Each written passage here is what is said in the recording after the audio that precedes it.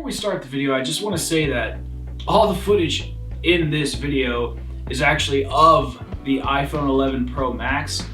I had an iPhone 11 Pro for a little while, but I gave it to my mom for Christmas because she needed a new cell phone, and I decided to upgrade to the better model. But I'm going to explain why I think the iPhone 11 is still the best phone to end the decade on. And I want to be clear, this video is not saying that the iPhone 11 is the best phone of the decade or even the best phone ever. It's just saying it's the best phone to end the decade on from my perspective. So let's just jump into it before these hardcore fans of tech eat me up alive in the comments like you have been lately.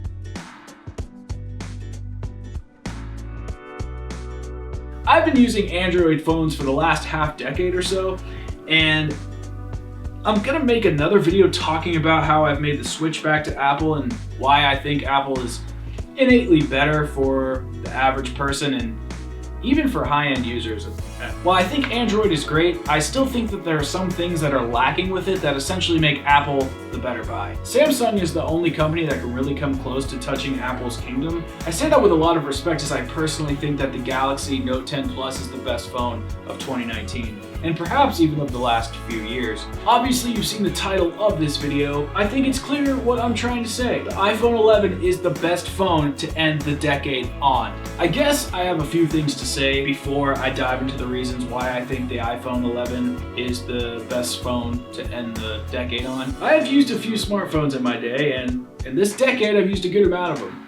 I've used iPhone 6s, 7s, 8s, Xs, XSs, 11s, Pros, Pro Maxes, the Samsung Galaxy Note 9, the Samsung Galaxy S10, the Samsung Galaxy Note 10 Plus, the Razer Phone 2, the OnePlus 7 Pro is my daily driver. That's right, I said it. And I know that there are a couple more that I've tried in stores or at events. Those are the main ones. And while that is a lot of phones, I still think I can make a solid case for why the iPhone 11 is the best phone of the bunch. So hear me out. Number one, the iPhone 11 does not try to pull any tricks on you. You are getting exactly what you pay for. 2 great cameras, a bunch of great software features for those cameras, night mode, 4K 60 everywhere, the ultra-wide lens is amazing. There's a ton packed into this phone for the price. Nice transition into number 2, guy. And that's the second point. Number 2, the price is amazing. The iPhone launched at a little less than $700, and that was less than the XR, which is already an amazing phone. And for what you're getting on this phone, the price is just perfect. And also, number 3, increased battery life. The phone gets more life than the previous model.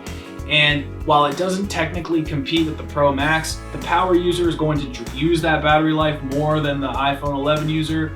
So I think, therefore, the battery life would essentially be looked at as better when comparing it to the Pro Max in a user case scenario. Keep in mind, I hated Apple for the last half decade. I thought they weren't really innovating, and I dropped out of their ecosystem entirely. And it was quite a bummer. I liked them for a long time, but they just weren't hitting that sweet spot for me. After I saw the launch of the iPad Pro, the iPhone 11 Pro Max, and the MacBook 16, I knew it was time to come back, so I've been slowly integrating myself back into the Apple ecosystem again. Not to mention, Apple's been listening to their consumers, which is great. I've been waiting for this for a while. And not in the way where they're pandering to their audience. It's for the betterment of Apple and the products. I think they're genuinely listening to feedback and providing customers with things that we need and we didn't know we need or wanted. Would it be better if Apple put a pair of AirPods Pro and Super Max Warp fucking VOOP charging in every box?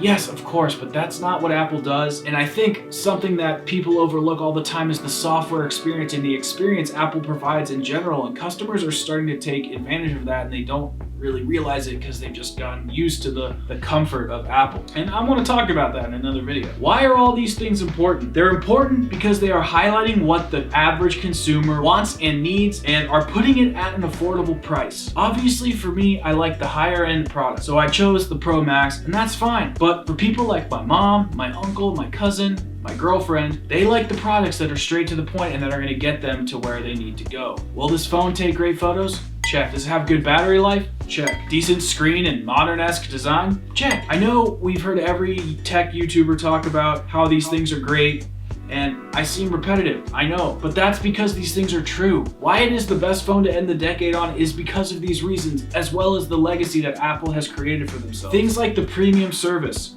the iOS, iPadOS, and the seamless connection between all devices, the ease of upgrading. You're paying for all of that. Then Apple comes along and slaps a sticker price of under $700, 4K 60 everywhere, and battery life to melt off your fucking face. Since Apple is a trendsetter in many areas of the technology industry, I'm hoping to see more premium budget devices like this. Or I guess you could call them upper mid-tier budget devices or something like that, but I'd like to see other manufacturers take note. Of course, there's Xiaomi and other foreign competitors like OnePlus making decent budget smartphones, but after my experience with OnePlus and One UI or whatever it's called, I'm starting to realize how important seamless software is, especially if you're going to create other products that work with your phone and OS in general. I should say that Google did come out with the Pixel 3a and that sold really well, so this kind of even proves my point a little more. The budget mid-tier phones are where it's at for the average person. The regular person, they want an easy and hassle-free experience. Apple does that, and Apple does it with ease. The only other company that can come close is Samsung. They still aren't there. In conclusion, if other companies could get their shit together and start making software a little bit better and a little more cohesive with their other products, Apple won't be the only big player in this market, and that's good for the consumers. The iPhone 11 shows what matters to people most. Good battery life, good cameras, a decent screen, modern design, and most importantly, the feature of a low sticker price. Not every phone has to be $1,000. And I think we're going to see 2020 go in this direction. Obviously, we're going to see things get to another extreme with higher end devices. Of course, that will happen inevitably. But if we can get more devices like the iPhone 11, the OnePlus 7 Pro, and the Pixel 3a, this mid-tier to mid-high tier area is really going to thrive, and I'm excited for it. And that's why I think the iPhone 11 is the best phone to end the decade on. My name is Skeptics. I'll see you in the next one. Peace.